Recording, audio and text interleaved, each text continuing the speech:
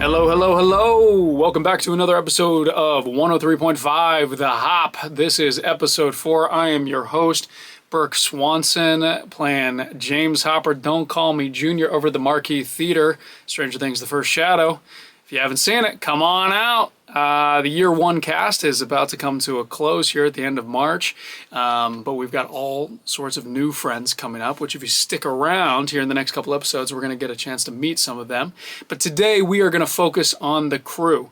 Now, what has been so fun about this process for me working with Broadway.com has been, I think a vlog traditionally is meant to be sort of one person in front of a camera kind of talking at the audience and just kind of monologuing. For Tiny Turnham. But what's been so amazing is to remember how ensemble-like, how much of an ensemble it takes to make this show run. And that's not only on stage, but backstage. And obviously when you're trying to vlog during the middle of a beast of a show, it's a very high pace. People don't have a ton of time. They've got a lot of really highly technical things that they got to focus on. And so this vlog is sort of taking on the sense of the show as well. So it'll be nice to slow down just a little bit. I got some pre-show footage for us, interviewing some of the members of our crew, our amazing crew, different parts of it. So whether you're interested in tech or you are an actor and have no idea about the tech, this episode is for you. These are some of the best, and they've been so lovely to share some of the time. So let's dive on in. Here we go. Oh, Mark! Oh, hey! Hey! I just wanted to let the people know, A, that not only is this show massive, but B, it is a lot of laundry. It is a lot of laundry, as you see. Can you give us your full name, what you do on the show, and how you manage all these socks? Yeah, my name is Mark Allen Jones. I do the laundry.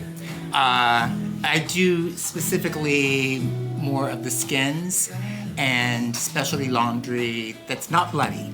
Then there's a separate call for blood laundry. Absolutely, yeah. and I mean, obviously we have a lot of blood in this show. So yes. how do we manage blood, keeping it from that, and also just organizing the stuff that is used every day? Okay, so all the laundry that's used through every show. Yeah. The skins, I organize on this table it's like numerical. The whole cast sits on this table, everything they wear per one show at a time. And the blood laundry usually hangs to dry, and we treat it pretty much the same way.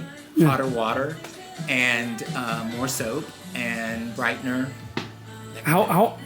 Because there was a pretty extensive process of trying to figure out what blood worked and what didn't work. Exactly. In some fabrics, it's different, from polyester to cotton, how easy it comes out. Sometimes we have to wash it 2 times, 3 times. Yeah. To get everything out. But how long did it take you to organize how you were going to do the laundry on this show before we all showed up? That had a lot of us involved. Yeah. And it was a process, figuring out. And that's when we realized, we need more people. Yeah. How many people does it take to organize everything in a week? So I'm daytime. Correct. And then there's 2 people every night that are here to manage the blood laundry that needs to get washed that night, as opposed to me doing it the next morning. And this isn't just the washing. This is the drying element of it, but then also the ironing and the steaming and yes, all of that. That's amazing. That's amazing. Is there anything specifically besides the blood that you find is very unique to this show? Wow. That's a hard question. Yeah. The amount of clothing, the amount of costumes, it's more than most shows. And the cast being 34 people. Yeah, it's amazing. Particularly everybody on stage every night, too. Yeah. Well, Mark, I know you got lots to do, so thanks for your time. Appreciate you. Thank you so much. Cheers. Hey, Melissa. Oh, hi, Burke. Can you say your name for Broadway.com as well as what you do on the show? My name is Melissa Shippers-Harold, and I am technically deck video, which also means I do all of the deck electrics for the show. So what is your focus in the show when you are like day to day? What is the number one thing you're trying to manage? The first thing that I do when we start up is I am looking for all of the video aspects of the show. There are 9 projectors on the show, a large video wall, full stage back video wall, and then a small video wall on the gantry itself. And so I'm looking at all of that during the preset. Hello. And looking at all of that during the preset while all of the rest of the electricians in the world here are installing all of the batteries. And then we get into the show, and I am trying to maintain the video as best I can while also mostly running out batteries. Because, I mean, can we even begin to fathom? I mean, oh, look out, folks. We have a creature. A creature known as Allison creature J, of the who's night. decided to come and hang out with me Well, and I'm Melissa. amazed at Melissa, so I want to see. Yeah, so this is a big learning experience for all of us. Yeah. I mean, how many batteries are in the show? roughly 70 that are only controlling electrics. That's electrics, video, and I think that includes SFX. The audio team has their own batteries, not only for mics but also for effects, and then props has a ton of their own batteries. So I am only responsible for anything that is controlled by the lighting console, Okay. right? So, and also hazmats. Yeah. Hazmats. Anything that is not controlled by the lighting console is responsibility of its own department. So like the witches' torches and a lot of things like that. Yeah. That are turned on stage by the actor, I don't control a lot of that. Which is a huge thing that I think people should know about is not all of some of the high-powered flashlights are controlled by a board. Derek, who's upstairs. Oh yeah, most of them. All of our hero torches are controlled by the console. It means that we can flash them for effect. It means that we can control their color and their timing, the time that we turn them on. But the ones that are actor controlled are strictly on their own. Actor controlled, prop skids batteries in them. Absolutely. So let's take a look at these batteries. I mean, my goodness, do. look We at have 1, 2, 3, 4 of my own cabinets that are here. This one belongs to props, which has some more stuff in it, and then this is just our day-to-day trying to like repair things like that. All of the electrics, gaff tape, anything that we might need on occasion. We run on 2 sets of batteries. So right now you can see today is a pink day. We run on pink and we run on green. And that is just so that we can, on a 2-show day, we're not relying on the batteries to recharge really quick between the shows. They typically do. We probably could be fine just using 1 set, but it's safety. This way, if I need to make any repairs, this way if a battery is dying, we're also not overtaxing the battery at that point. So they all just live in these cabinets, these sets of cabinets. And we just pull out and put them back as needed. What's out right now, the top 2 shelves, those are all of our Act 1 batteries that go in, and I will start pulling those about midway through Act 1 and then returning them into the cabinet, and I will restock with our 3rd shelf here, and that is all of our Act 2 batteries, and they go in at intermission. What do you think is, compared to like other shows that you've worked on, what do you think is the most surprising element about Stranger Things, The First Shadow, or something that is completely unique to our show? This many batteries. I tell other electricians on Broadway that we have this many batteries, and they are absolutely shocked. Is that because most things are automation these days, or? This place is particular. Our insurance policy, because we are part of the hotel, is very particular that we have to pull all of the batteries every single night. Nothing can remain in the piece. Nothing can charge in the piece. So everything has to go back into a cabinet. In a lot of other Broadway shows, a piece can charge overnight. To be fair, nothing charges overnight. Everything, all power turns off in every theater. But a lot of those batteries can stay in the piece. They'll plug in, and then when they're given power the next day, and they turn on the next day, it starts charging right away. We are particular here, we cannot do that. So all batteries come out every single night. Wow. And it means we see all of our batteries, which is actually probably a good thing. We now can keep track of them much better. 100%. But yeah, these are just the mid-range batteries, right? We have, we'll stick in, excuse me, let's move that out of the way. These are our large batteries. We have a range of sizes of batteries. So these are our larger batteries for our larger pieces. Wow. They're essentially car batteries, right? Like we are using scale-wise, basically car batteries for a lot of our pieces, because a lot of them have still incandescence. Incandescent is the best kind of light for a theater person. It produces the best quality to look at, and it's the best controls. They still haven't figured out how to control LED in a way that makes it really pleasing to dim. Right? If you try any dimmable household LED light, it's going to snap at the bottom. Really? And it's a pain in the ass to watch on stage. It's just not pretty. Yeah. And so we still use a lot of incandescent. Incandescent does use more battery life. Incandescent does use more electricity in general. So you need bigger batteries. We also use a lot of LED tape in this show. We power things like video monitors. I power off of, let's see, in this cabinet, off of 2 batteries here. We power a speaker for sound, we power LED tape, we power small lights, they're called Gantums, and we power 2 65-inch television monitors. Jeez. So we're powering a lot of stuff off of just a few batteries. Yeah. And so the scale of them sometimes has to go up. It's amazing.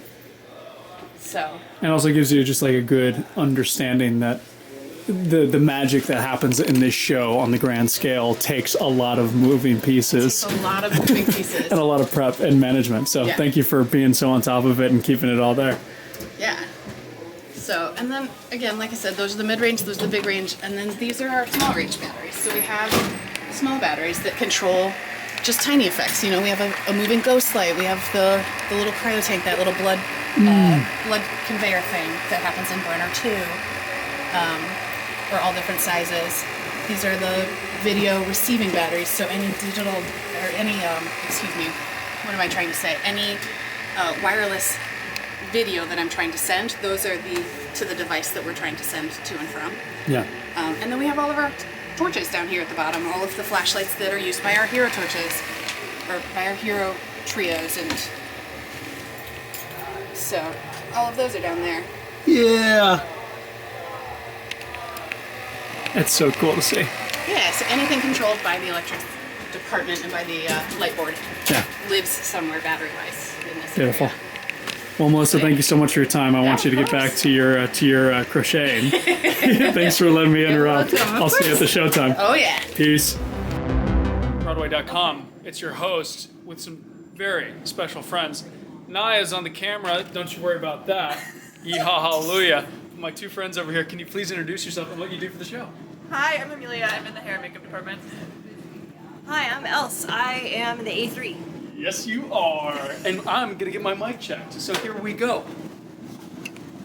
So, Els, when you are working with mics, what are you looking for in what we got? We have very special mics that go through the hair. Mm-hmm. Talk about what you see.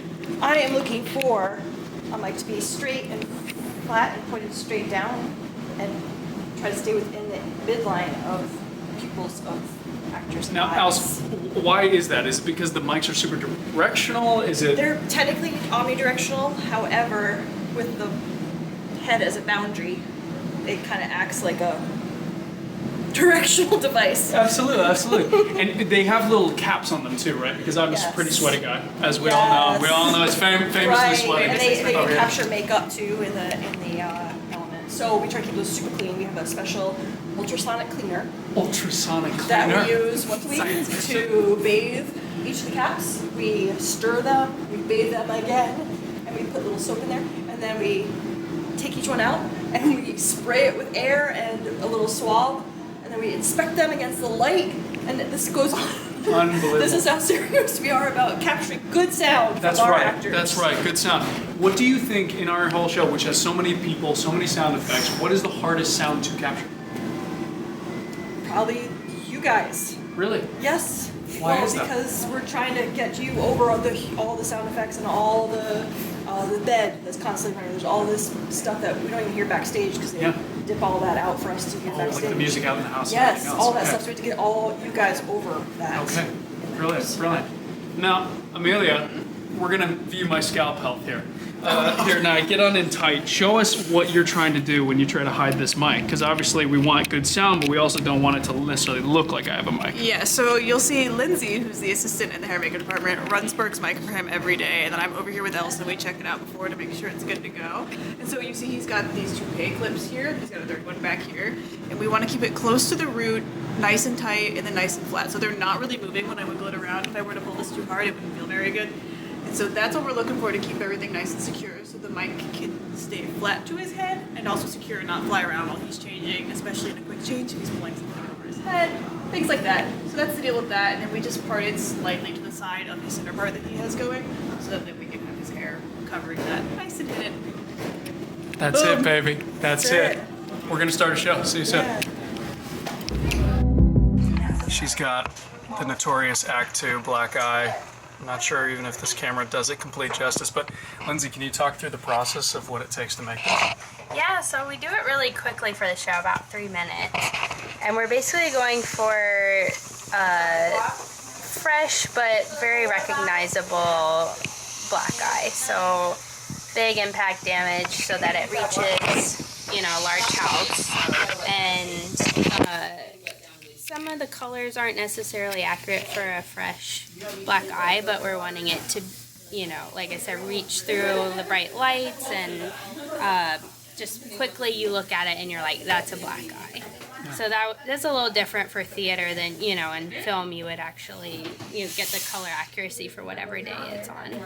I'm always amazed by how you build out the shiner element of it. Yeah. Where you're creating these, I don't know if you can see it in here, but these pockets of yellow that then she raises with, what's it called? The shiny, the gooey stuff? Oh yeah, we use pawpaw, which is just an ointment, but it makes it really shiny so you get the shiner effect. Fantastic. Yeah. How does, I mean, obviously there's a lot of blood in the show. How does this compare to other things? But obviously, like, how do you manage all the blood? I mean, this is the most blood I've ever done for a show. I'm always covered in it. But we just have tons of little blood vials. We got gooey blood, runny blood, depending on the effect. It's a lot of fun. How long did it take you to test all the variations so that they would come out of those clothes? Oh my gosh. I mean, this specific brand we use is the only washable blood that exists at this point. So it was presented to us as this is what we're going to use to make it nice on wardrobe. Nice. Well, Lindsay, I know you got to run to Act 2, but thank you for your time. Yes, Cheers. Thank you, Burke. Bye. Okay, friends, that's been another week of 103.5 The Hop. Thanks for hanging out with me and my amazing friends here on the crew side of things here in Hawkins. I want to give a big shout out to all of them once more, not only for their time, but also just sharing their incredible knowledge about what they do. We're going to check out some more crew next week. But before you go today, I want to share some very cool, groovy music that I found this week. I've been researching a lot of music, and I found this incredible individual out in Minneapolis, Minnesota, Justice Broken Rope, who is working on a record company known as Watecha Records. And their whole focus is preserving and republishing indigenous music that has been lost to time.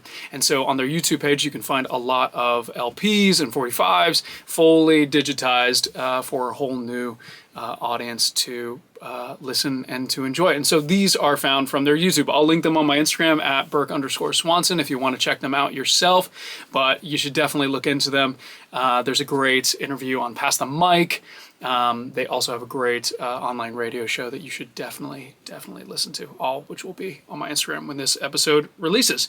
So what are the songs? Here we go. They are, first up, The Streets of Laredo from Harry Rusk with the Rogers Brothers Band. That's a 1967 track.